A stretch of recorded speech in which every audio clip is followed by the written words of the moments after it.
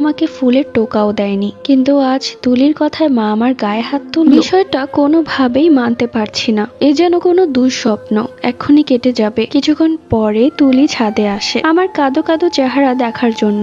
সে আমার কাছে এসে এক শয়তানি হাসি দিয়ে বলে, কি বলেছিলাম মনে আছে তো?